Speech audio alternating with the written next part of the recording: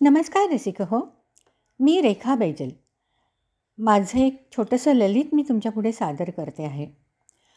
ललितचं शीर्षक आहे शहाणं गाढव. त्या दिवशी मी अगदी उदास होते, पण उदासीतलं स्तब्धपण मात्र डोक्यात नव्हतं हं. चिडचिडीनं डोक्याचा अगदी भुगा झाला होता आणि त्यातून उदासी असं काहीतरी विचित्र होतं. आपण सतत व्यक्तींना जपायचा प्रयत्न करतो. आपण जीव तोडून खूप काही करतो, तर त्याच्यावरती त्यांचं म्हणणं काय असतं? हं, केलं तर काय झालं?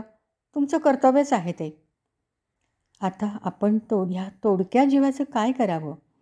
आपल्या या तोडक्या जीवाला 2 कौतुकाचे शब्द मलमपट्टीसाठी आवश्यक असतात. पण नातातल्या व्यक्तींकडनं ते शब्द येणं अगदी अवघड असतं. मग आपण शोधतो बाहेरच्या व्यक्ती, मैत्रिणी, मित्र, सुहृद अशी मानलेली नाती. हळूहळू ती नाती जवळ येऊ लागतात आणि मग कधीतरी साक्षात्कार होतो की ह्या नात्यांनाही संख्या आहेत. काकू, अहो आम्हालाही आमच्या आईसोबत बोलवलं तर काय झालं असतं? मैत्रिणीचा मुलगा आपल्याला जाब विचारतो आणि त्यानं आपला कान पकडला नसतो एवढंच काय ते. आणि मग तो आपल्या बायकोकडे वळून म्हणतो, का गं, काकू आल्या की तू चहा वगैरे करतेस ना? मग मैत्रीण हताश उभी. आपण पुढचं न ऐकता निघून येतो. आपलं नातं फक्त एका व्यक्तीशी जुळलेलं असतं, सगळ्या घराशी नाही. अपेक्षा या मानलेल्या नातातही सुटत नाही आणि मग मनाचा हळवा कोपरा दुखावतो. कला क्षेत्रातली अनेक मोठी माणसं एखाद्या सारखी झुळझुळत आपल्या आयुष्यात आली. पण हे झरे हळूहळू आटू लागतात. आतले दगड आपल्याला विद्ध करतात. मोठ्या माणसांमध्ये हे खुजेपण का असावं? की हे खुजेपणच त्यांचं माणूसपण असतं? विचार करतं मन. अनेक लहान खुजी माणसं आपल्याला सोसावी लागतात.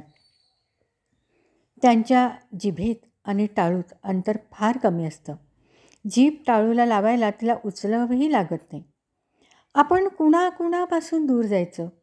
आपल्या मनात एक छान सुंदर विश्व वसलेलं असतं आणि त्याला सतत असे हादरे का बसतात? मनातल्या वस्त्या रिकामा का होऊ लागतात आणि या रिकाम्या वस्त्यांमधनं एक उदासवाणी धून का वाजू लागते? तिच्यातले प्रकाशाचे धुमारे नष्ट होऊन हुरहुरती संध्याकाळच का तिथे दाटू लागते? मन विषण्ण होतं. जोवर श्वास आहे तोवर आयुष्याच्या परिघात आपण राहायलाच हवं. मन समजावतं. माझ्या सहचरानं माझ्या खांद्यावर हात ठेवला. अगं, कसला विचार करतेस एवढा? तेवढ्या शब्दांनी मी खूप हळवे होते. मला कुणी नको आहे. शब्द आवेगानं बाहेर पडतात. मी पण? चल, जाऊ दे, आज ना आपण सगळेजण मिळून अंगत पंगत करू. हां, गप्पा करू, मज्जेत वेळ घालू. Come on. आपण तयार होतो कारण आपल्याला सावरायचं असतं. त्या एकाकी कड्यापासून दूर यायचं असतं. आपल्याला गप्पांमध्ये रमून जाणं ही आपली मानसिक निगड असते. आमच्या गप्पांना विषयाचं बंधन नाही किंवा गंभीरपणे विषय न सोडता बोलायचं असेही काही नियम नाहीत.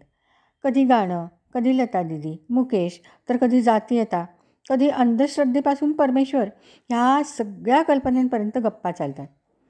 बोलता बोलता एकानं म्हटलं, कुंभाराजवळ किंवा वाहून नेणाऱ्याकडे अनेक गाढवं असतात. रात्री त्यांना हे लोक कसं बांधतात तुम्हाला ठाऊक आहे का? आम्ही सगळेच गप्प झालो आणि दुसऱ्या क्षणी खळखळत्या हसण्यानं खोली भरली. वा, म्हणजे गाढव हा आजच्या गप्पांचा विषय? हे बघा, प्रश्नाचं उत्तर द्या, विचारणाऱ्यानं अगदी आग्रहानं म्हटलं. शांतपणे अंधारात खाली मान घालून परमेश्वरानं हा जन्म आपल्याला का दिला असावा ह्याचा विचार करत असणारी गाढवं आपण अनेकदा पाहिलेत. पण त्यांना दोरी नसतानाही कसं बांधतात? सगळ्यांनाच उत्सुकता लागली.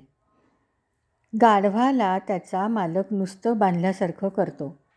गळ्यावरून दोरीसारखं गोल बोट फिरवलं की गाढवाला वाटतं आपण बांधले गेलो. त्यानं खुलासा केला. काय? धक्का बसून आम्ही सगळेच उद्गारलो. गाढवाविषयी अनुकंपाही मनात दाटली.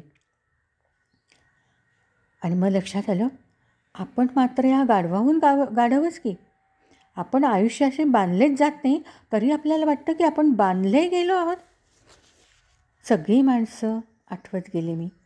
विचारात घडले. काय झालं? गाढवाला गुरु करायचं म्हणते. तुझ्या कोणत्या प्रश्नाचं ते उत्तर देणार आहे? सहचर विचारतो.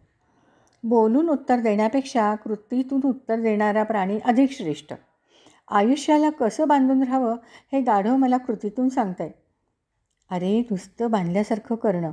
एखादा माणूस आपल्याशी 90% वाईट वागला असेल आणि 10% चांगला वागला असेल तर ते 10%च आपण लक्षात ठेवायचे. कारण उरलेल्या आयुष्यात फारसं वेगळं असं काहीच घडणार नसतं. अरे वा, शहाणपण आलं की मग. हो, किती दिवस माणसांकडून आलेले, आयुष्यांकडून आलेले नकार लक्षात ठेवू. त्यापेक्षा त्यांचं थोडंफार चांगलं वागणंच लक्षात ठेवूया. निदान त्यांच्या आठवणी आनंददायी ठरतील. राखाडी मेघाची चांदीसारखी चमचमती कड असावी तशी आनंददायी आठवण. एक एक व्यक्ती आठवत गेले. त्याची रुपेरी कड मी मनात जपून ठेवू लागले. आणि पाहता पाहता मनातली झगमग वाढत गेली. खरं तर हे बांधल्यासारखंच करणं आहे ना. मन अंतर्मन मला बजावत असतानाही मी त्या मनाकडे दुर्लक्ष करते. कारण आयुष्याच्या बाहेर पडून जगणं फार फार अवघड असतं आणि थोडी तरी बांधिलकी लागतेच ना. नसली तरी लागते. आपण काही अपरिग्रही संन्यासी नसतो. एवढ्याशा बांधिलकीनं सुद्धा आपण जीवनात परततो. आयुष्य जगायला ऊर्जा मिळते. मन मग अगदी शहाण्या गाढवासारखं सरळपणे वागतं. धन्यवाद.